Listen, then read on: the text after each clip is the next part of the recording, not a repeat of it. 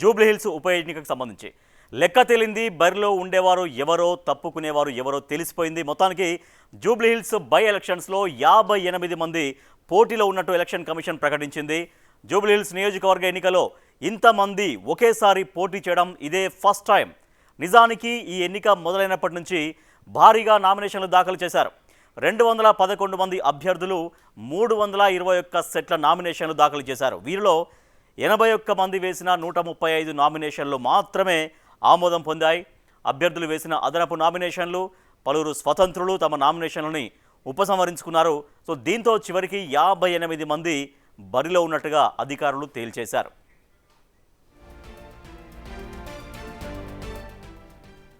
ఇప్పుడు జూబ్లీహిల్స్ బరిలో ప్రధాన పార్టీల నేతలు ఉన్నారు, పెద్ద సంఖ్యలో ఇండిపెండెంట్లు ఉన్నారు, విద్యార్థి సంఘాల నేతలు ఉన్నారు, అదే సమయంలో పలువురు రైతులు కూడా ఉన్నారు.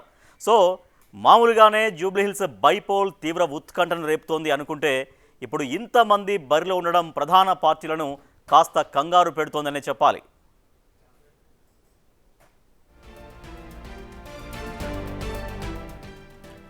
ఇప్పుడు జూబ్లీహిల్స్ ఎన్నిక ఒక్కొక్కరికి ఒక్కోలా కనిపిస్తోంది. అధికార పార్టీ తమ పాలనకు రెఫరెండంగా కనిపిస్తోంది. బీఆర్ఎస్కు సీట్ను కాపాడుకునే పోరాటంగా మారింది. బీజేపీకి అస్తిత్వ పోరాటంలా కనిపిస్తోంది. అంతేకాదు చాలామంది తమ పోరాటానికి జూబ్లీ బైపోల్ వార్ను తమ గ్రౌండ్గా మార్చుకున్నారు. For example regional ring road బాధితులు నామినేషన్ వేసిన వారిలో ఉన్నారు. యాచారం ఫార్మాసిటీ బాధితులు కూడా ఉన్నారు. ఎస్సీ వర్గీకరణను వ్యతిరేకిస్తూ కొందరు, నిరుద్యోగ జేఏసీ నుంచి కొందరు, పెన్షన్దారులు మరికొందరు, ఇలా ఇప్పుడు అనేక మంది పోరాటానికి వేదిక చేసుకున్నారు ఈ జూబ్లీహిల్స్ ఉప ఎన్నికను.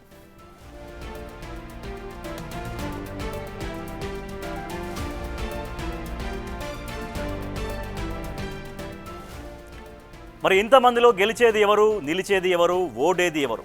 జూబ్లీహిల్స్లో సెంటిమెంట్ వర్కౌట్ అవుతుందా లేక అభివృద్ధి మంత్రం పనిచేస్తుందా?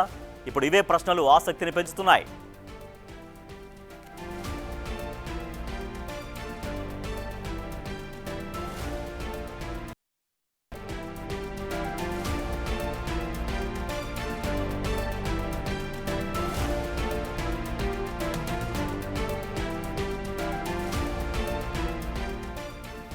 జూబ్లీహిల్స్ ఉప ఎన్నికకు సంబంధించి లెక్క తేలింది. బరిలో ఎవరెవరు ఉండబోతున్నారు, ఎంతమంది తప్పుకున్నారనేది దానిపైన క్లియర్ పిక్చర్ వచ్చేసింది. మొత్తానికి జూబ్లీహిల్స్ బై ఎలక్షన్స్లో 58 మంది పోటీలో ఉన్నట్టు ఎలక్షన్ కమిషన్ ప్రకటించింది. సో జూబ్లీహిల్స్ నియోజకవర్గ ఎన్నికలో చరిత్రలో ఇంతవరకు ఆ నియోజకవర్గానికి సంబంధించినటువంటి చరిత్రలో ఇంతవరకు ఇంతమంది పోటీ చేయడం ఇదే ఫస్ట్ టైం. నిజానికి ఎన్నిక మొదలైనప్పటి నుంచి భారీగా నామినేషన్లు దాఖలు చేశారు. 211 మంది అభ్యర్థులు 321 సెట్ల నామినేషన్లు వేశారు. వీరిలో 81 మంది వేసిన 135 నామినేషన్లు మాత్రం ఆమోదం పొందాయి. దీంట్లో ప్రధాన పార్టీలు 3 సహా ఇంకా 55 మంది జూబ్లీహిల్స్ బరిలో ఉన్నారు.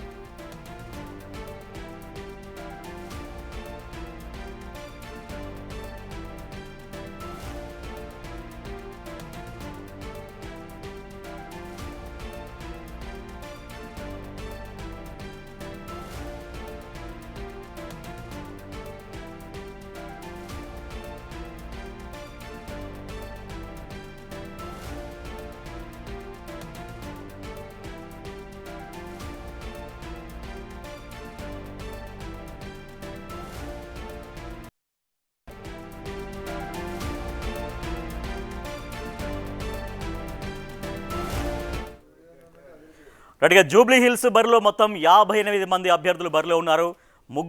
ముగ్గురు ప్రధాన పార్టీలకు సంబంధించినటువంటి అభ్యర్థులు అధికార కాంగ్రెస్, బీఆర్ఎస్ అండ్ బీజేపీ, ఈ ముగ్గురుతో పాటుగా ఇంకా 55 మంది జూబ్లీహిల్స్ ఉప ఎన్నిక బరిలో ఉన్నారు.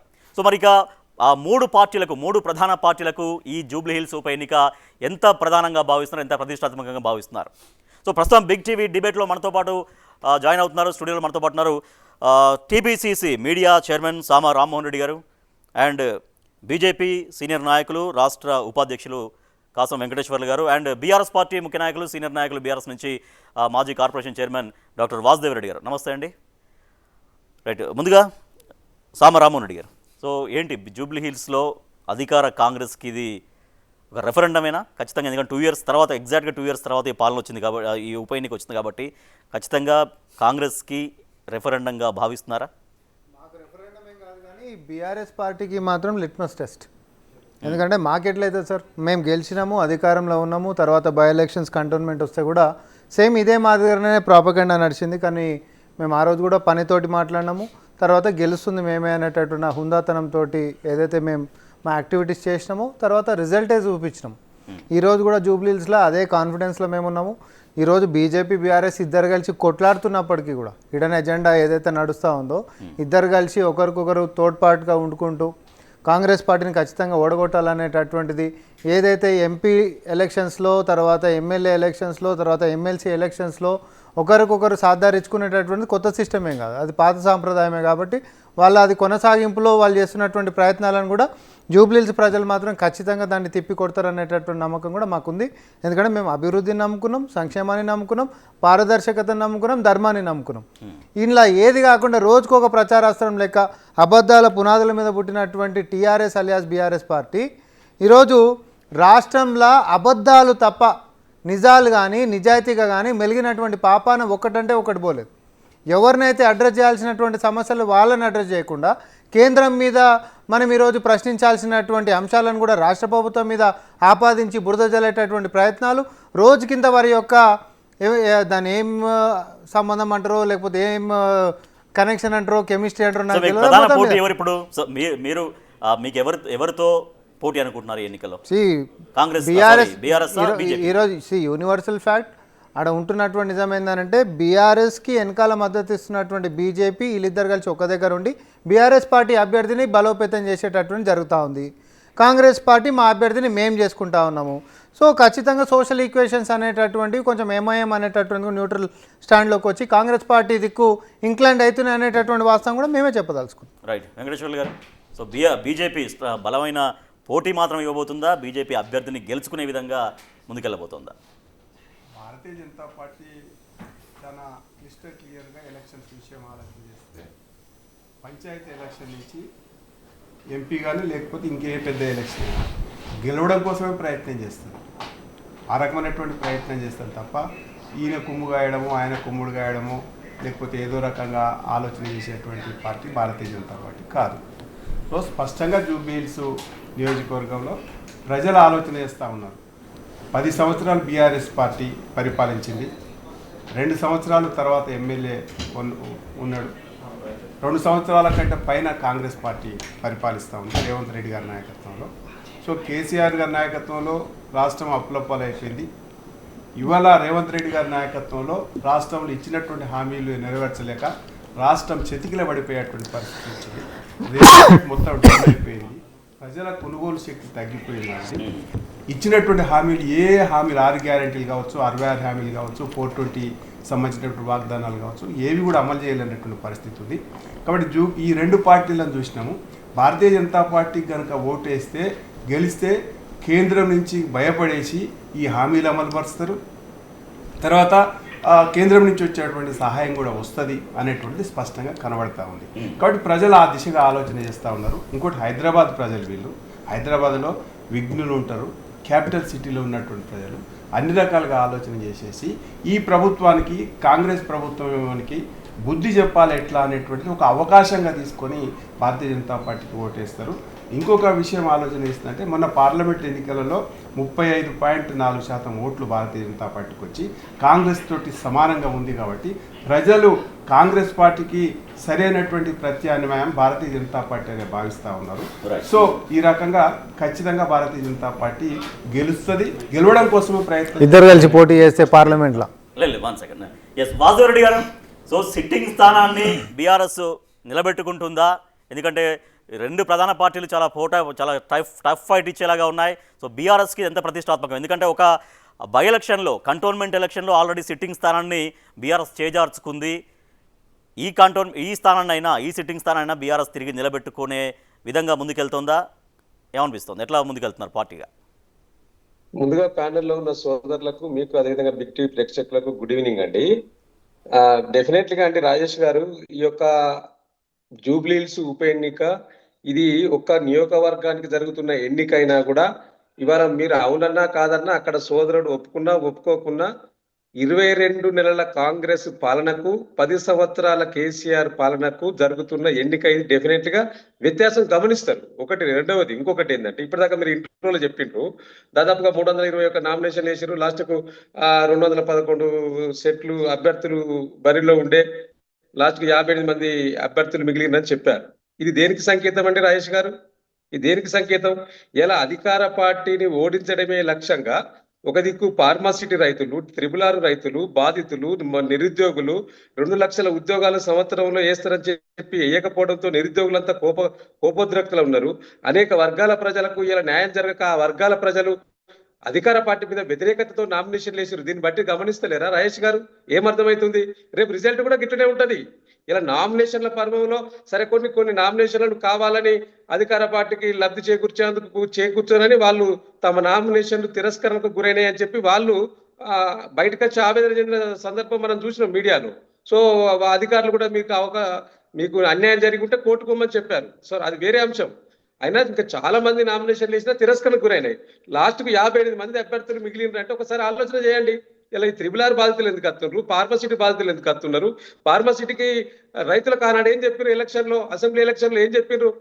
రామ్మోహన్ గారికి తెలియదా? ఆయన ఆ ఏరియాలో ఉంటాడు కదా, ఆ ఇబ్రాహీంపట్నం ఏరియాలో, ఎల్బీ నగర్ ఏరియాలో ఉంటాడు కదా, వారికి తెలియదా? అప్పుడు ఆనాడు ఇదే బట్టి విక్రమార్క గారు, అదే విధంగా ఇంకా సీతక్క గారు చాలా మంది మాట్లాడింది కదా, మా పార్టీ అధికారంలోకి వస్తే ఎక్కువ నామినేషన్లు పడితే ఆటోమేటిక్ గా మీకు కూడా నష్టమే. ఇప్పుడు అన్ని పార్టీలకు ఎక్కువ నామినేషన్లు ఉన్నప్పుడు ఎన్నో 10 ఓట్లు పోయినా 5 ఓట్లు పోయినా కూడా ప్రతి ఒక్క ఓటు చాలా వాల్యూ కదా.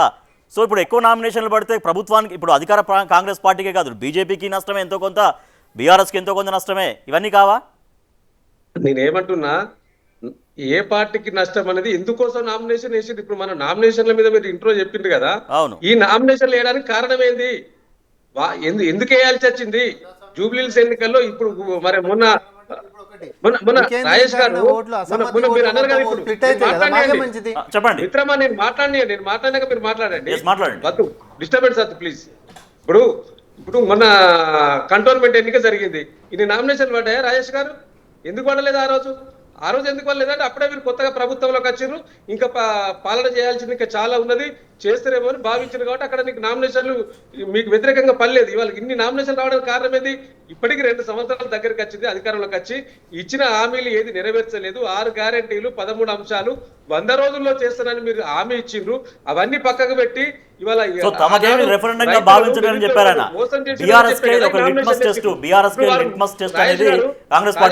ఏం చెప్తున్నారంటే బీఆర్ఎస్ బీజేపీ ఒకటేదని చెప్తున్నారు. ఎవరొకటైనా మన పార్లమెంట్ ఎన్నికల్లో తెలియదా? ఇవాళ ఈ రాష్ట్రంలో జరుగుతున్న అరాచకాల పైన ఇప్పటికీ బీజేపీ ప్రశ్నించదు అధికార పార్టీని, కాంగ్రెస్ ను. ఇలా ఎవరు ఇక్కడ ప్రతిపక్ష పాత్ర పోషిస్తున్నారు? ఈ రాష్ట్రంలో ప్రజల పక్షాన కొట్లాడుతున్నది ఎవరు? బీఆర్ఎస్ పార్టీ కాదా? సో కాబట్టి ఇలా ఎవరెవరితో కుమ్మక్కైను, ఎవరెవరితో చీకటి ఒప్పందం పెట్టుకున్నారు, ఎవరితో నడుస్తున్నది ఈ రాష్ట్రంలో, ఏం నడుస్తున్నది? బీజేపీ నాయకులు ఎందుకు స్పందించరు? అదే విధంగా ఈడీలు, ఏసీబీలు ఎందుకు రావు మిగతా రాష్ట్ర నాయకుల పైన? ఇవన్నీ గమనిస్తున్నారు ప్రజలు. దీన్ని బట్టి ఎవరెవరితో కొల్లుడు అనేది వాస్తవాలు తెలుస్తా ఉన్నది కదా. కాబట్టి ఈ ఉప ఎన్నికల్లో కాంగ్రెస్ ఓటమికి ఈ యొక్క నామినేషన్ల పరమే దానికి ఉదాహరణ, బెస్ట్ ఉదాహరణ.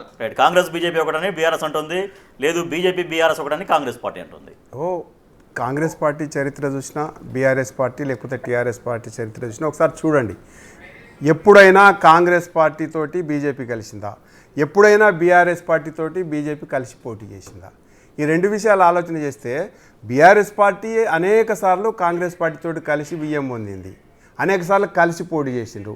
రాష్ట్రపతి ఎన్నికలలో వాళ్ళకు డైరెక్ట్గా మద్దతు ఇచ్చేసి కేసీఆర్ గారు యశ్వంత్ సిన్హాను ఊరేగింపు చేసేసి గాంధీ భవన్ నుంచి వాళ్ళ ఆఫీసుకు తీసుకొచ్చుకున్నాడు.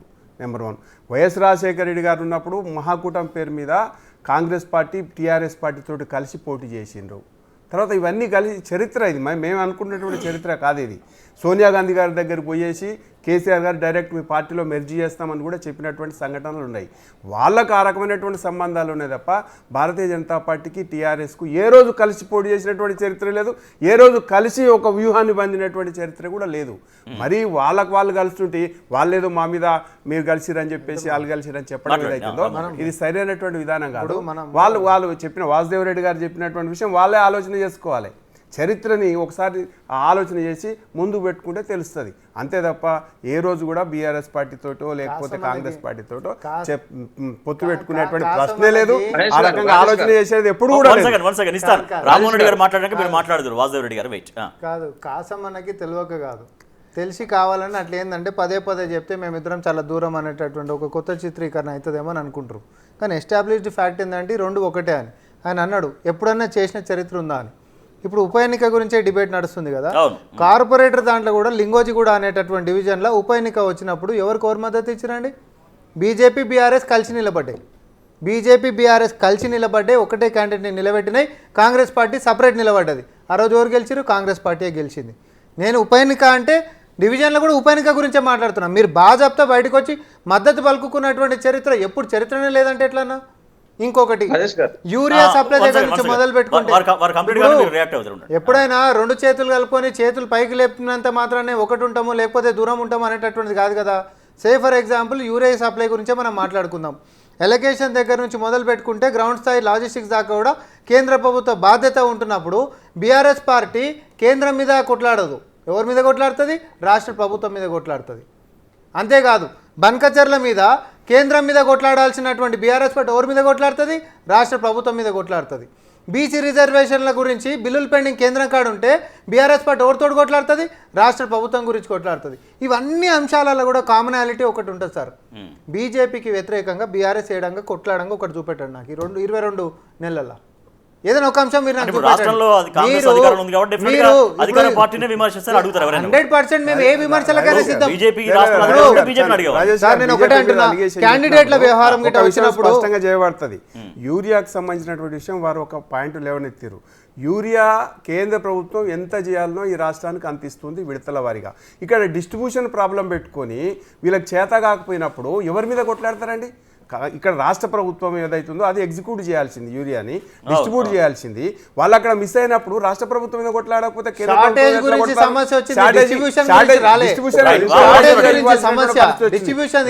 ఇంకొక మాట ఓబీసీ రిజర్వేషన్ మాట్లాడారు. ఓబీసీ రిజర్వేషన్ ఇస్తామని ఎవరు చెప్పారు? డిక్లరేషన్ చేసింది ఎవరు? మీరు. అప్పుడు కేంద్ర ప్రభుత్వంతో అడిగి చేస్తామన్నారా? లేకపోతే రాష్ట్రపతి బిల్లు కేంద్రంలో బిల్లు పెట్టాలని చెప్పారా? 9th షెడ్యూల్లో చెప్పినారా? మీరు చేయాలి కాబట్టి చేయాలని చెప్తున్నాం. అసెంబ్లీలో మీరు చేయాలి, మీరు చేయాలా, మీ బాధ్యత. మీరు ఓటు తీసుకున్నారు, బీసీలను మోసం చేసి మేము మద్దతు ఇచ్చిన చేయండి. ఇప్పుడు కూడా మేము దానికి కట్టుబడి ఉన్నాం. ఇక్కడ ఎక్కడైనా ఇక్కడ చేయాల్సింది ఎగ్జిక్యూటివ్ చేయాల్సింది మీరు, హామీ ఇచ్చింది మీరు ప్రజలకు. లేకపోతే మేము చేయలేకపోతున్నాం, క్షమాపణలు చెప్పండి. ఏం దాంట్లో తప్పేం లేదు కదా. ఒకటి రాజకీయంలో ఏబిసిడీలు చదువుకున్నటువంటి ప్రతి ఒక్కరికి తెలుసు, రాజ్యాంగ సవరణ కానీ లేకపోతే రిజర్వేషన్ కానీ కేంద్రం నుంచి చేసినటువంటిది. అట్లాంటప్పుడు అసెంబ్లీలో తీర్మానం చేసినప్పుడు నేను ఒకటే చరిత్ర చెప్తా. ఒక నిమిషం, ఒక్క సెకండ్. ఒకటే మీరు డైరెక్ట్ గా చెప్పారు మాకు బరాబర్ కేంద్రంలో మేమే వస్తాం, మేమే ఇస్తాం. కేంద్రంలో వస్తే మేమే ఇస్తాం. నీకు చేత కాదని చెప్పిగా, నీకు చేత కాదని చెప్పి సార్ నా స్ట్రైట్ క్వశ్చన్ ఒకటే వాసుదేవన్న బయట ఉన్నా నీదే కావాలా అని మాట్లాడదు బాబు.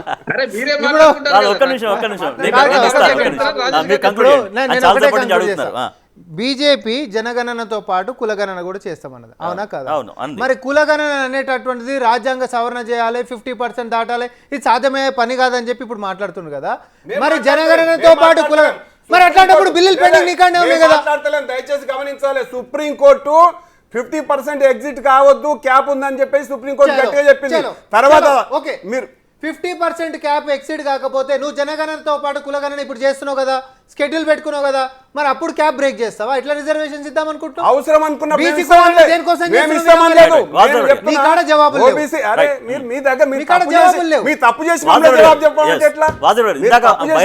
మాట్లాడుతూ లింగోజిగూడ కార్పొరేషన్ ఎన్నికల్లో బై ఎలక్షన్ అప్పుడు కూడా బీజేపీ బీఆర్ఎస్ కలిసి పోటీ చేసి అనేది అని చేస్తుంటాడు ఆరోపణ రామ్మోహన్ రెడ్డి గారు చెప్తున్నారు.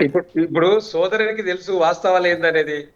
గతంలో బీఆర్ఎస్ ఉప ఎన్నికలు జరిగినప్పుడు కూడా నువ్వు హుజరాబాద్ లో డమ్మీ క్యాండిడేట్ పెట్టి ఎవరితో కొల్లుడు అయిపోయినారు, ఎవరు గెలుపు కోసం ప్రయత్నం చేసిరో ప్రజలంతా చూసిర్రు. మొన్న పార్లమెంట్ ఎన్నికల్లో చేవెర్ల పార్లమెంట్ కావచ్చు, మల్కాజిగిరి పార్లమెంట్ కావచ్చు, పార్లమెంట్ ఎన్నికల్లో ఎక్కడెక్కడ అండర్స్టాండింగ్ తోటి మీరు డమ్మీ క్యాండిడేట్లు పెట్టి సీట్లు ఇచ్చిండ్రో కూడా ప్రజలు గమనించారు. ఇప్పుడు సబ్జెక్ట్ అది కాదండి, బీఆర్ఎస్ బీజేపీ ఇంకోటే కాదు, అది విమర్శలకు చేయడానికి పనిచేస్తుంది తప్పితే వాస్తవాలు ఏంటనేది ప్రజలు గమనిస్తున్నారు. సోదరుడు అన్నాడు యూరియాకు కారణం ఎవరండి? మీరు కదా, మీ ముందు చూపు లేక కదా, మీకు పాలన పైన పట్టు లేక కదా. దానికి కేంద్రం నిందించాల్సింది మమ్మల్ని నిందిస్తున్నాడు. మిమ్మల్ని నిందిస్తాం 100%. కేంద్రం ఇవ్వాల్సిన బాధ్యత ఉన్నది. మీరు కేంద్రం ఒకటారు కాబట్టి, కానీ ముందు చూపు మీరు బీజేపీ ఒకటారు కాబట్టి మీరు మమ్మల్ని అంటున్నా. గతంలో వాళ్ళ అధికారంలో ఉన్నప్పుడేమో కేంద్రం తప్పు, యూరియా స్కేర్సిటీ వస్తే, ఇప్పుడు మాత్రం కాంగ్రెస్ పార్టీది తప్పు. ఈ డబుల్ స్టాండర్డ్ సెన్సార్ జూబ్లీ ఎన్నికలలో కూడా అంతే. మొన్నటిదాకా ఒక క్యాండిడేట్ ని సల్మాన్ ఖాన్ ఒక క్యాండిడేట్ జాయిన్ అయ్యాడు. అంతకంటే ముందేమో రౌడీ షీటర్ అన్నారు, కాంగ్రెస్ పార్టీకి బీ టీం అన్నారు, తొత్తు అన్నారు, వాళ్ళు ఇష్టం వచ్చిన భాషలలో ట్వీట్లు చేసిర్రు. కానీ నా కండువా కప్పగానే కాకులు పాలలో మునిగి తెలంగాణ హంసలైపోతే పార్టీలో. మహిళల గురించి అంతే, మహిళల గురించి కించపరిచి మాట్లాడతారని చెప్పి మాట్లాడారు. మాట్లాడాలి మిత్రమా, ఒకరు మాట్లాడినప్పుడు ఇంకొకరు మాట్లాడతారు. ఏమంటున్నా రాజేష్ గారు, వారు యూరియా స్కామ్ గురించి బీజేపీని మాట్లాడతలేరు అన్నారు, లేకపోతే బీసీ బిల్లుపై మాట్లాడుతున్నారు. బీసీల గురించి బీసీలను మోసం చేస్తున్నది ఎవరండి? రేవంత్ రెడ్డి సర్వేలో పాల్గొనలే, తీర్మానం అసెంబ్లీకి రాలే, జంతర్ మంతర్ కి ర్యాలీకి రాలే, కనీసం బీసీలు మొత్తం బంధుకు పిలుపునిస్తే కుటుంబ సభ్యులు ఒక్కడు బయటికి రాలే, ఒక్కడంటే ఒక్కడు బయటికి రాలే. నువ్వు మద్దతుదారులకు వేషాలు వేసి ఎట్లా? వాసుదేవ్ అన్న, నీ అసలు రూపం ఏందో తెలంగాణ ప్రజలకు తెలుసు. నేను ఇప్పుడు లెక్క పెట్టి సర్వేలో కానీ తీర్మానంలో కానీ జంతర్ మంతర్లో కానీ తెలంగాణ బంధులో కానీ నీ పాత్ర ఏందో చెప్పు. అగ్రికల్చర్ తీసుకొస్తే మీరు గన్ కల్చర్ లేడు, ఇప్పటి వరకు మున్సిపల్ శాఖ మంత్రి లేడు. హైదరాబాద్ నగరానికి ఏమైందని చెప్పి హైదరాబాద్ వాసులు అడుగుతున్న సందర్భం కళ్ళ ముందు కనిపిస్తా ఉన్నది. ముఖ్యమంత్రి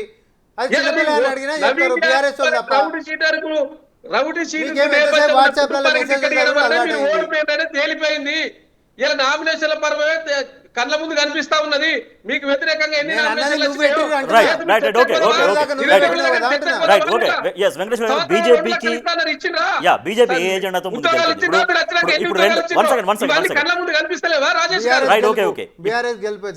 ఇప్పుడు బీఆర్ఎస్ కంటే సిట్టింగ్ స్థానం కాబట్టి ఖచ్చితంగా కాపాడుకోవాలి.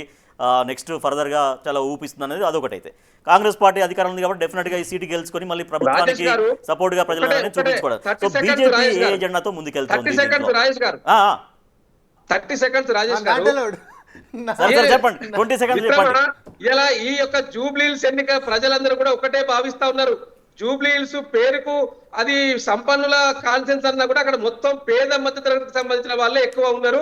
నేను అక్కడ తిరుగుతా ఉన్నా గత నెల రోజులుగా, కునుకు లేకుండా ఉన్నారు,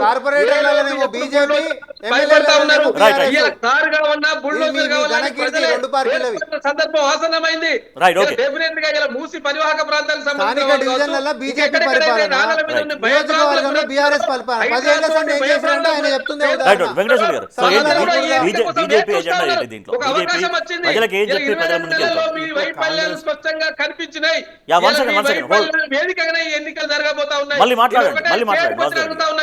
ఇది రెఫరెండంకు సిద్ధమా? ఎన్నిక ద్వారా మీరు మాట్లాడదాం, రిఫరెండం గురించి మాట్లాడదాం, రిఫరెండం గురించి మాట్లాడదాం. సిద్ధంగా ఉన్నారా మీ ముఖ్యమంత్రి గారు? ప్రకటించాలి ఈ ఎన్నిక ద్వారా. బీజేపీ ఎట్లా ముందుకెళ్తోంది? బీఆర్ఎస్ పార్టీ హైదరాబాద్ని డైరెక్ట్గా డ్రగ్స్కు గంజాయి కల్చర్ని తీసుకొచ్చి ఒక కుటీర పరిశ్రమను తయారు చేసింది హైదరాబాద్లో. కాంగ్రెస్ పార్టీ వచ్చేసి గాంధీ రాజ్యం తీసుకొస్తామని చెప్పేసి గన్ కల్చర్ తీసుకొచ్చేసింది. రౌడీ షీటర్స్ అంతా యథేచ్ఛగా ఇవాళ గన్నులు పెట్టేసుకొని లైసెన్స్ ఉన్నదా, లైసెన్స్ ఎవరు ఇచ్చిండ్రు, లైసెన్స్ లేకున్నా వాళ్ళు తీసుకొని కాల్చేటువంటి సంస్కృతి ఇవాళ హైదరాబాద్లో ఎక్కువైపోయింది. సో ఇవన్నిటి కాకుండా ఇవాళ హైదరాబాద్లో ఎక్కడ కూడా అభివృద్ధి అనేటటువంటి కంటికి కూడా కనపడలేనటువంటి పరిస్థితి కనపడతా ఉంది. Even Jubilee hills constituency, Jubilee hills పేరుకు మాత్రమే జూబ్లీ హిల్స్, అంత డ్రైనేజీ పొంగిపొర్లుతుంది. నేను నిన్న మన ఎలక్షన్లో తిరుగుతా ఉన్నా, ఏ గల్లీకి పోయినా సరే డ్రైనేజీకి మించి ఇంకేది కనపడతలేదు. ఏ రోడ్ అయినా కార్పొరేటర్లు అంతా అవును, జూబ్లీ హిల్స్ అవును కరెక్ట్. జూబ్లీ హిల్స్ లెవెల్లో మీరే చూస్తారు కదా, జూబ్లీ హిల్స్లో కార్పొరేట్ ఎవరిలో మీకు తెలుసు, మా వాళ్ళు ఎవరు ఉన్నారో నేను చెప్తాను. దాంట్లో ఏం పెద్ద ప్రాబ్లం లేదు, చూసుకున్నాం. అయితే అక్కడ ఉన్నటువంటి డెవలప్మెంట్ చూస్తే పేరుకు మాత్రమే, వాసుదేవ్ రెడ్డి గారు పేరుకు మాత్రమే జూబ్లీ హిల్స్, కానీ ఎక్కడ మొత్తం గుడిసెలు, లేక స్లమ్స్, ఒక వెహికల్ పోతే ఇంకో వెహికల్ ఇంకో దాటడానికి పరిస్థితి ఉండదు. ఈ రకమైనటువంటి పరిస్థితి కారణం ఇవ్వాలి. సో బీజేపీ గెలిస్తే ఇక్కడ మార్పు మేము వస్తుందా? మేము BJP ఎమ్మెల్యే గెలిస్తే మేము మార్పు 100% వస్తుందా? మేమేమంటున్నాం అంటే మీకు చేత కాకపోతే తెచ్చుకోవడానికి మమ్మల్ని అంటే ఎట్టా? పక్క రాష్ట్రం వాడు 12 లక్షల ఇల్లు తెచ్చుకుంటూ, పక్క రాష్ట్రము తెలుగుదేశం పార్టీ అంతకుముందు జగన్మోహన్ రెడ్డి ఒక ఆయన 8 లక్షల ఇల్లు తెచ్చుకుంటూ ఇంకో ఆయన 12 లక్షల ఇల్లు తీసుకుంటారు. మీకు చేత కాకపోతే ఏం చేస్తాం? తీసుకొచ్చుకోవాలి. చేత అయితే మీకు తీసుకురాకపోతే ఎట్లా? మీకు పథకాలు చేయకుండా ఎట్లా? మీకు ఏ పథకం తీయాలనో మీకు అర్థమైతలేదు. మేము ఇచ్చినటువంటి పథకానికి మీకు ఎంత మ్యాచింగ్ గ్రాంట్ పెట్టాలనో అర్థమైతలేదు. ఒక్కొక్కడు ఒక పథకాన్ని తీసుకొచ్చుకొని ఈ రాష్ట్రానికి వచ్చినటువంటి పైసలు రానియకుండా చేసుకుని పేదోళ్ళకి కడుపు కొడుతున్నటువంటి పరిస్థితి కాంగ్రెస్ పార్టీ, బీఆర్ఎస్ ది. మేము అది చెప్తా ఉన్నాం. 100% మేము ఇచ్చి ఒక ఆయన డబుల్ బెడ్రూమ్ ఇండ్లు అన్నాడు, ఇంకో ఆయన 40 గజాలు ఇల్లు కట్టుకోవాలన్నాడు. ఏంది మీరు ఇంతవరకు? నేను రాజేష్ గారు ఒక నిమిషం లేదు, విషయం స్పష్టంగా వచ్చింది కాబట్టి చెప్తా ఉన్నా. విషయం స్పష్టంగా వచ్చింది కాబట్టి చెప్తా ఉన్నా. ఇప్పటి వరకు బీఆర్ఎస్ పార్టీ కానీ కాంగ్రెస్ పార్టీ కానీ అధికారంలోకి వచ్చిన తర్వాత ఇండ్లకు సంబంధించినటువంటి లబ్ధిదారుల లిస్టు పెట్టమంటే ఎవరు పెడతలేరు. ఎట్లా వస్తాయండి కేంద్ర ప్రభుత్వం నుంచి పైసలు? మినిమం వీళ్ళకి అర్థం కదా ఇది? అరే నాకు తెలుసు కదా, నేను 100% కోట్ అండ్ కోట్ మాట్లాడుతూ ఉన్నా. తీయించమనండి, నేను చెప్తా. లబ్ధిదారుల లిస్టు కేంద్ర ప్రభుత్వానికి ఇప్పటి వరకు పంపిరేమో. బీఆర్ఎస్ 10 సంవత్సరాల బీఆర్ఎస్ పార్టీ యొక్క ప్రభుత్వాన్ని అడగండి, ఇప్పుడు కాంగ్రెస్ పార్టీని అడగండి. లబ్ధిదారుల లిస్టు పంపకుండా వీళ్ళు ఏ రకమైన స్కీమ్ డబుల్ బెడ్రూమ్ కట్టి లబ్ధిదారులకు ఇవ్వలేదా ఇంతవరకు? లబ్ధిదారులకు కేంద్ర ప్రభుత్వం గైడ్ లైన్స్ ప్రకారం ఇచ్చిందేమని అడగమండి. విషయంలో నేను బహిరంగ చర్చకైనా సిద్ధంగా ఉన్నది. రండి. నేనేమంటున్నా, జూబ్లీ హిల్స్ డైరెక్ట్ గా ఇండ్లు ఎందుకు వస్తలేవని చర్చ పెడదాం, రోడ్లు ఎందుకు డెవలప్ అవుతలేవని చర్చ పెడదాం. సిటీలో ప్లేస్ లేదు కాబట్టి కొల్లూరులో 1,00,000 బెడ్రూమ్లు కట్టించినాము. దాంట్లో 3,000 రెండు పార్టీలు ఒకే లైన్ లో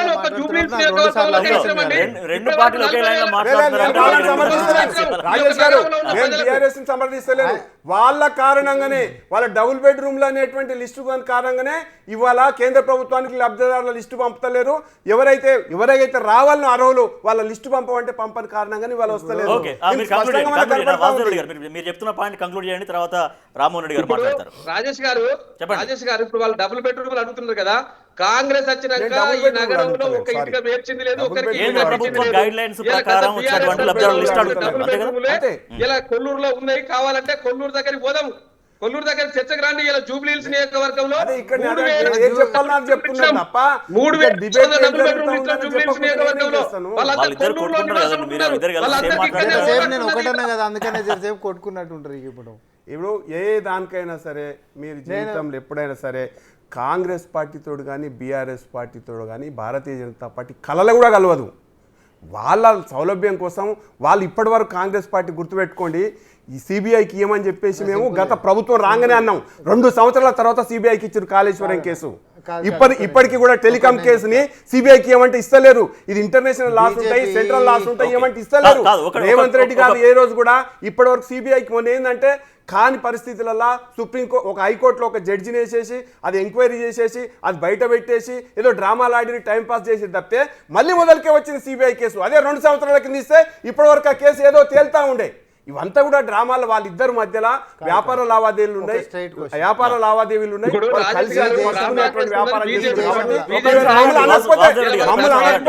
మమ్మల్ని అనకపోతే ఇళ్ళకి పట్టదు, ఇళ్ళకి పట్టదు.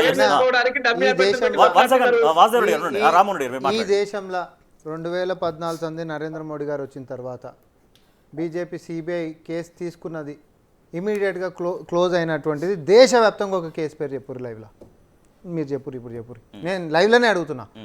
2014 సంది ప్రధానమంత్రి నరేంద్ర మోడీ గారు వచ్చినప్పటి నుంచి ఒక దర్యాప్తు సిబిఐ విచారణ చేసిన తర్వాత దాని రిజల్ట్ బయటకు వచ్చి కన్విక్ట్ చేసినటువంటిది ఒక కేసు పేరు చెప్పాను. మీరు చెప్పండి. కాంగ్రెస్ పార్టీ 50 సంవత్సరాలు పరిపాలించింది కదా, 50 సంవత్సరాలు పరిపాలించిందిగా ఎంతమంది కేసు వేసారో వైఎస్ వివేకానంద రెడ్డి కేసు ఎవరిదో వద్దు, మనందరికీ famous case YS Vivekananda Reddy case మీరు ఎవరి కేసు చెప్పండి. మీరు చేసిన కేసులలో ఎవరి కేసు చెప్పండి. ఏం చేసిర్రు? కేసు నడుస్తుంది కదా. నడుస్తారు, ఏముంటది కాదు. ఎన్నేళ్ళు నడుస్తుంది? 2 ఏళ్ళ ముందు ఇస్తారంటే ఈ పార్టీకి అయిపోయేదంట. 2 ఏళ్ళ ముందు ఇయ్యలేదు కాబట్టి వారు ఏమంటారు? 50 ఏళ్ల నుంచి కాంగ్రెస్ పార్టీ ఏం చెప్పండి, నేను చేసింది? 10 సంవత్సరాలు చేసింది చెప్తా. 50 సంవత్సరాలు చేసింది సరే చెప్పండి. ఓకే ఓకే అక్షరాలు నేర్పించే దగ్గర నుంచి మొదలు పెట్టుకుంటే పేద ప్రజల ఆరోగ్యం దాకా కాంగ్రెస్ పార్టీ రాజేష్ గారు, బీజేపీ ఏం చేయలేదు. స్కామ్ల గురించి బీజేపీ ఏం చెప్పండి. చేసింది తెలుసా? స్కామ్ల గురించి పేదోని చెప్పండి. నోటి కాడి స్కామ్ల ముక్క గురించి కొట్టేసేసి కార్పొరేట్ వానికి దోషపెట్టింది. స్కామ్ల ఇది చెప్పండి. మీది. స్కామ్ల. ఇప్పుడు మాకు ఇలా మీకు అదాని చాలా తేడా గారితో- ఉంటది. అదాని గారితో విధాన బొమ్మ దిగి పరంగానైనా ఏ ఇన్వెస్ట్మెంట్స్ అంశాలైనా. అడిగింది ఎవరు? రేవంత్ మరి రెడ్డి గారు ఇంకొకటి. ఫోటో దిగలేదా? ఇప్పుడు చూడు రామచంద్రరావు గారు డైలాగ్ విన్నారా మీరు? రామచంద్రరావు రేవంత్ రెడ్డి దిగిండు, అదానితో ఫోటో దిగి రేవంత్ రెడ్డి దిగిండు, మళ్ళీ రాహుల్ గాంధీ మొట్టికాయలు వేయగానే మళ్ళీ నాకు కాదు కాదు అని అన్నాడు. ప్రధానమంత్రి తోడు కూడా దిగిండు. అవును. అంటే Yes, 100%. ఏ అయితే పారిశ్రామికవేత్తతో అయినా ఈ దేశానికి ఏది అవసరమో అది చేపియడం భారతీయ జనతా పార్టీ ఏది లక్ష్యము. దోచిపెట్టడమా? మీరు దోచిపెట్టడమా? మీరు దోసుకుంటారు ఇప్పుడు. Public మీరు sector దోసుకుంటారు. utilities ఒక ఎకరం దోచిపెట్టడమా? భూమిని 170 LIC, 177 రైల్వేస్, కోట్లు మొత్తం అప్పులు కడతా ఉన్నారు. ఏం చేస్తా ఎయిర్పోర్ట్స్, ఉన్నారు మీరు? యు రాజేష్ టేక్ గారు. ఎనీ సార్ పిఎస్యు, మీరు చేసిన ఎనీ పిఎస్యు. గోల్స్ కుంభకోణం, నేను ఒకటే ఆకాశం చెప్తా. నుంచి కోలుకుంటా భూములు నేను వరకు ఒకటే అన్ని చెప్తా. గనుల కుంభకోణం. మీరు చేసిన ఓకే, ఓకే, ఓకే. ఘనత ఏందయ్యా మీరు అంటే చేసినటువంటి కుంభకోణాలన్నిటిని చెప్తా. మేము తీరుస్తా ఉన్నాం. ఇలా Right, right. దేశాన్ని నాశనం నాకు చేస్తే ఇయ్యలేదు. దేశాన్ని రక్షిస్తా ఉన్నాం.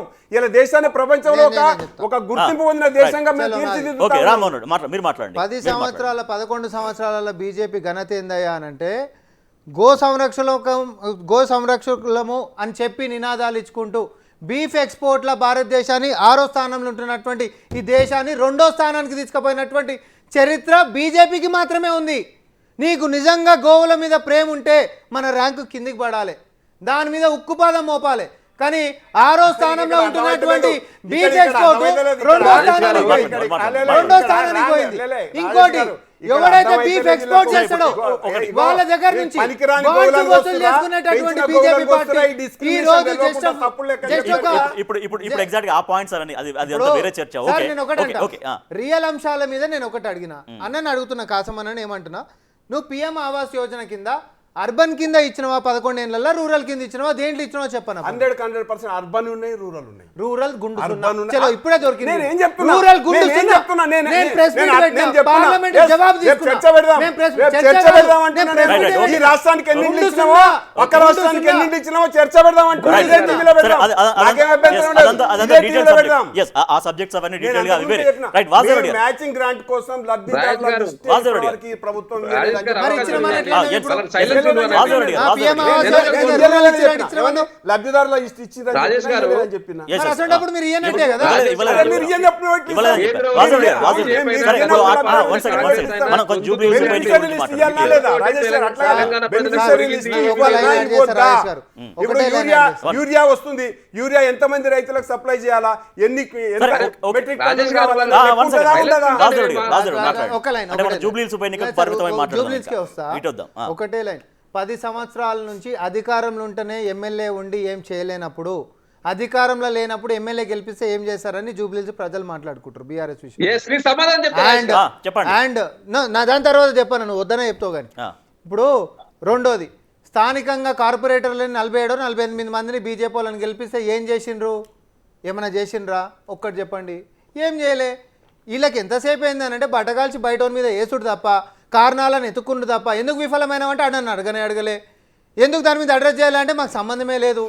ఇవన్నీ ఈ రీజన్స్ కాదు సార్. మీరు చేసిన చరిత్ర మీకు లేదు కాబట్టి బీజేపీకి స్టాండ్ లేదంటే మీరు మాట్లాడండి వాజరెడ్డి రాజేష్ గారు, గారు మాట్లాడియండి. ప్లీజ్ మాట్లాడండి.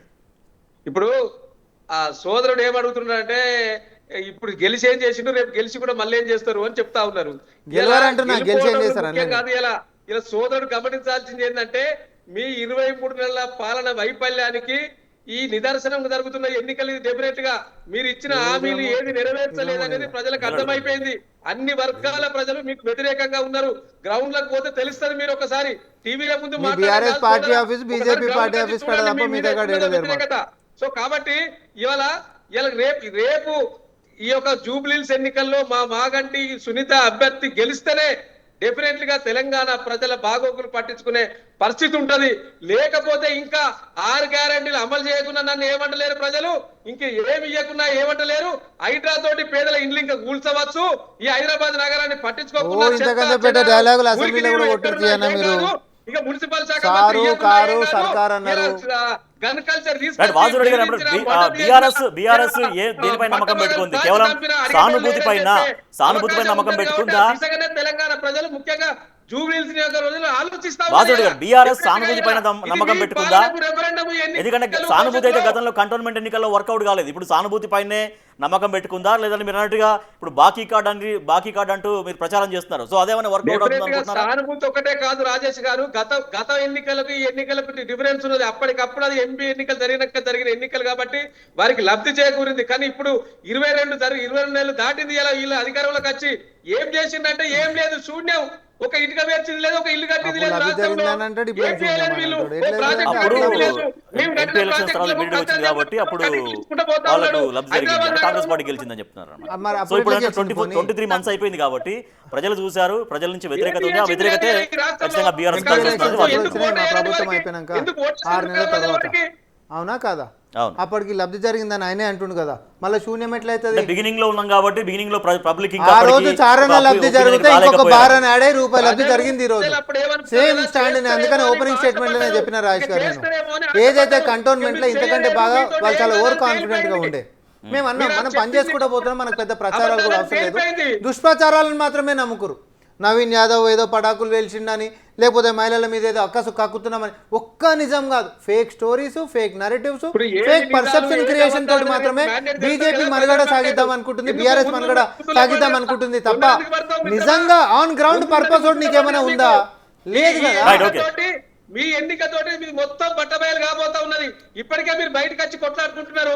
దండుపల్లి అమ్ముట మొత్తం పంపకాల మీద పడ్డది, మంత్రివర్గం అంతా కూడా. మీ కేసీఆర్ కుటుంబం గురించి బయట మీతో ఏం చేయరని తేలిపోయింది. ఇవన్నీ కూడా ప్రజలు గమనిస్తున్నారు మిత్రమా. మీరు చెప్పినంత మాత్రాన, టీవీ ముందుకు వచ్చి మాట్లాడినంత మాత్రాన అయ్యో మా పార్టీ ప్రతినిధి బాగా మాట్లాడుతున్నారు, బాగా చేసిన కోసం అనుకునే పరిస్థితి గ్రౌండ్ లో లేదు. ఒకసారి గ్రౌండ్ వచ్చి చూడండి మీరు. ఇప్పుడు బీఆర్ఎస్ పార్టీ గ్రౌండ్ లో లేకపోతే మేము ఏం చేయలేము, అది వేరే సంగతి. ప్రజాక్షేత్రంలో పోయి అడుగురి, మీకు 200 యూనిట్ల కరెంటు ఒక పేరింటికి అడిగిపోయి అడుగుంది వస్తుందా లేదా, 500కే సిలిండర్ ఇప్పుడు వస్తుందా లేదా? వాసుదేవ్ గారు బీఆర్ఎస్ పార్టీ అంటే మీ అధ్యక్షుడు కేసీఆర్ గారు, మాజీ ముఖ్యమంత్రి, ప్రచారానికి వస్తున్నారా? ఇప్పుడు గతంలో కేసీఆర్ గారు ప్రచారానికి రాకున్నా 27 సీట్లలో దాదాపుగా 25 సీట్లు చుట్టుపక్కల మొత్తం మేమే గెలిచినాం కదా. ప్రచారం కోసం అధికారం కోల్పోయింది, ఇంకా ప్రచారానికి వస్తేంది రాకపోతుంది మాకేం లెక్క సార్. వాళ్ళకి ఇంపార్టెంట్ ఏమో తెలంగాణ ప్రజలకు కానీ కాంగ్రెస్ పార్టీకి కానీ మా ప్రభుత్వానికి అది మాకు చెప్పండి. నాయకత్వం మొత్తం కూడా ఉంటది అక్కడ.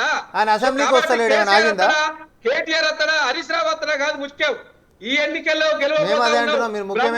మెజార్టీ తోటి ఈ ఉప ఎన్నికల్లో గులాబీ జెండా ఎగరబోతా ఉన్నది. ఇది 100% వాస్తవం. అన్ని సర్వే ఫలితాలు ఉన్నాయి. మీరు పెట్టుకున్న ఆశలు మైనార్టీ గులాబీ జెండాలను దర్శనం చేసి కళ్ళు చూసుకోకపోతే చాలు. ఇలా సెక్యులర్ పార్టీగా ఉన్న మాకు వేయబోతా ఉన్నారు. మాకు గ్రౌండ్ లో సానుకూలమైన వాతావరణం ఉన్నది రాజేష్ గారు. Right, okay. వెంకటేశ్వర్లు గారు, ఇప్పుడు జూబ్లీహిల్స్ ఎన్నిక కాంగ్రెస్ పార్టీకి లిట్మస్ టెస్ట్. లేదు అధికారంలో ఉండి మేము ఏం చేసినాము, మిడిల్కి వచ్చిండ్రు, గుర్తుపెట్టుకోవాలి. ఒక పాయింట్ గతంలో బీఆర్ఎస్ అధికారంలో ఉన్నప్పుడు హుజూరాబాద్ పైన చాలా ఫోకస్ చేశారు, అయినా కూడా అధికారంలో నుండి కూడా ఆ స్థానాన్ని కోల్పోయింది బీఆర్ఎస్. సో అది కాంగ్రెస్ కు జరిగే అవకాశం ఉంటుందంటారా? కాంగ్రెస్ పార్టీకి లిట్మస్ టెస్ట్. హైదరాబాద్ డెవలప్మెంట్ ఎట్లా అవుతుంది, అవుతుందా అయితలేదా అనేది వాళ్ళకు ఒక పరీక్ష. దీన్ని ఎవడో తీసుకొచ్చినటువంటి ఎన్నిక కాదు, అది సహజంగా వచ్చినటువంటి ఎన్నిక. దీంట్లో కాంగ్రెస్ పార్టీ ఇవాళ నిన్న మొన్న జరుగుతున్నటువంటి సంఘటన చూస్తే ఏంటంటే డైరెక్ట్గా ఓవైసీ బ్రదర్స్ పెట్టినటువంటి క్యాండిడేట్ని వీళ్ళు తీసుకొచ్చేసుకొని వీళ్ళు పోటీ పెడతా ఉన్నారు. సో ఎంఐఎం డైరెక్ట్గా మద్దతు ఇచ్చేసి ఆ క్యాండిడేట్ని నిలబెట్టింది. ఇంతకుముందుకు ఎంఐఎం నుంచి పోటీ చేసినటువంటి చరిత్ర కూడా అతనికి ఉన్నది. ఇదేం నేను తప్పు చెప్తలేను, ఇదేం ఫ్యాక్ట్. ఇవాళ వీళ్ళకు సరైనటువంటి క్యాండిడేట్ ఉండడా లేదా మాకు తెలియదు, కానీ ఇవాళ ఎంఐఎం క్యాండిడేట్ని తీసుకొచ్చి పెట్టుకుంటా ఉన్నారు. ఎంఐఎం కనుక తీసుకొస్తే నిన్న మొన్న చూసారు గన్ కల్చర్ ఏ రకంగా స్టార్ట్ అయిందో. ఇదే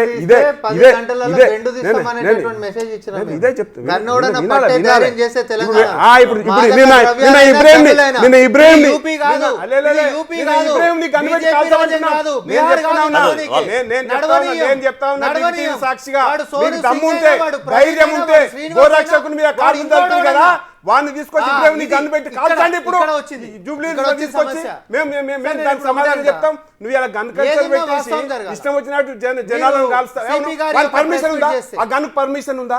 ఎక్కడి నుంచి వచ్చింది ఇబ్రాహిం వాడు దగ్గర ఏడుండి గన్ను? ఇప్పుడు? వాడు వాడు ఎంఐఎం ఏడుండి ఇప్పుడు? ఎక్కడ వాడు ఏడుండి ఇప్పుడు? ఎక్కడ ఉన్నాడు? సంబంధం లేదు.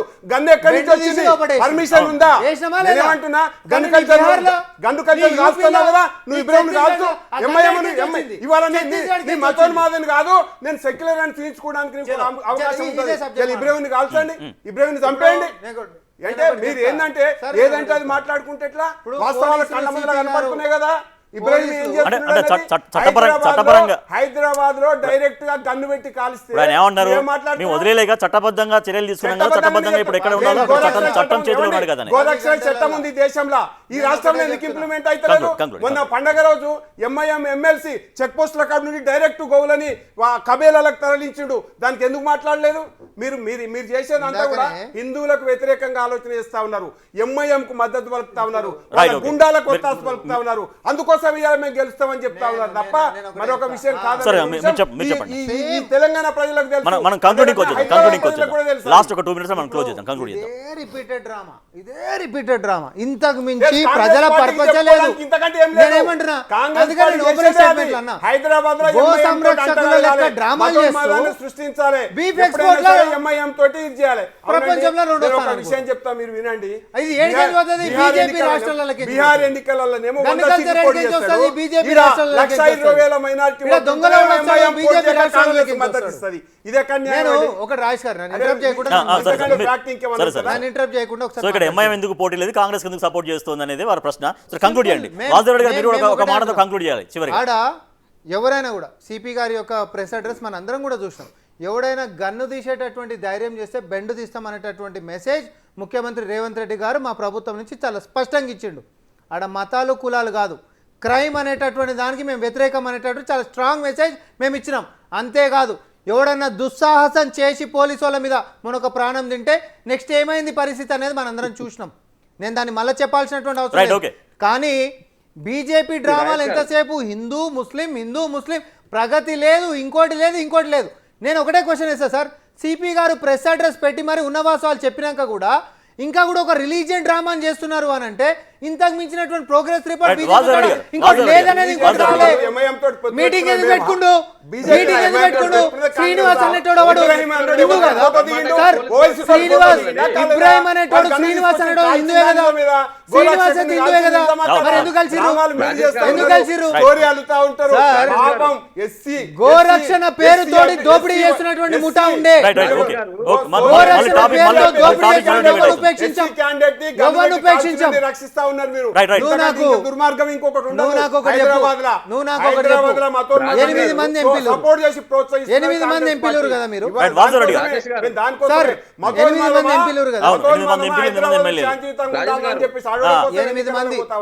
8 మంది ఎంపీలు కదా.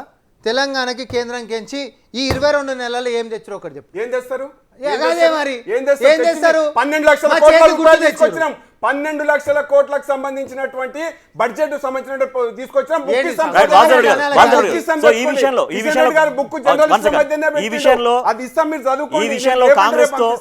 ఈ విషయంలో కాంగ్రెస్ తో మీరు ఏకీభవిస్తున్నారా? కాంగ్రెస్ వాళ్ళు ఏమంటారు? బీజేపీ ఏం చేయలేదు ఇన్ని నెలల కాలంలో తెలంగాణ రాష్ట్రానికి అనేది. సో ఇప్పుడు కాంగ్రెస్ తో మీరు ఏకీభవిస్తున్నట్టున్నారా? నన్నే అడుగుతున్నారు రాజేష్ గారు. మిమ్మల్ని ఇప్పుడు ఈ తెలంగాణ రాష్ట్రానికి కాంగ్రెస్ చేసింది ఏం లేదు, బీజేపీ చేసింది ఏం లేదు. ఈ యొక్క 22 నెలల పాలనలో ఇక్కడ 8 మంది ఎంపీలు వాళ్ళు ఉన్నారు, 8 మంది ఎంపీలు వీళ్ళు ఉన్నారు. ఇద్దరు ఎంపీలు ఉండుతున్నా తప్పితే తెలంగాణ రాష్ట్రానికి చేసింది ఏం లేదు అనేది తెలంగాణ ప్రజలు చెప్తున్న ముచ్చట. ఇవాళ స్పష్టంగా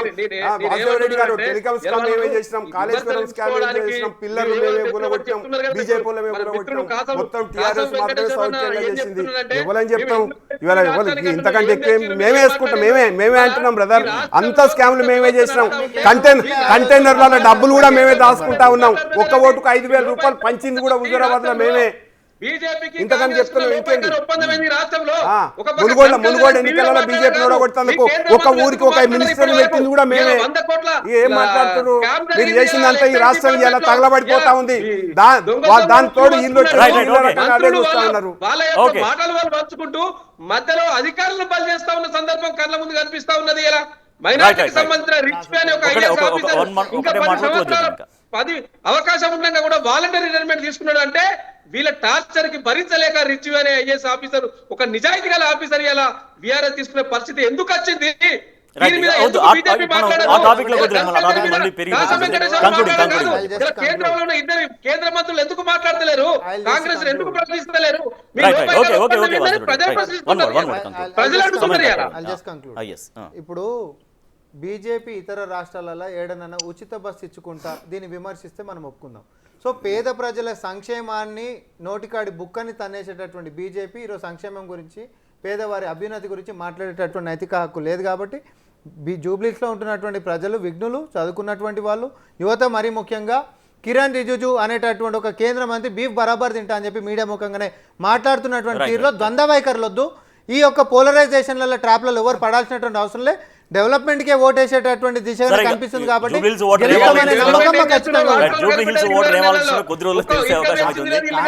మీరు డెవలప్మెంట్ గురించి మాట్లాడతారు. Right, right. మీ కేంద్ర మంత్రి వాళ్ళు చెప్తున్నారు అని చెప్పి వ్యక్తిగతంగా మేము ఎవరు ఏదైనా ఏదైనా తినొచ్చు. మీ కేంద్ర మంత్రి మన కాంగ్రెస్ చెప్తున్నారు. పార్టీ వాళ్ళు మనుషులనే తింటారు, ఏం చేస్తాం మరి మేము? రైట్, ఇక నవంబర్ 11 జూబ్లీ హిల్స్ ఉప ఎన్నిక జరగబోతోంది. ఈ ఉప ఎన్నికను 3 ప్రధాన పార్టీలు చాలా ప్రతిష్టాత్మకంగా తీసుకున్నాయి.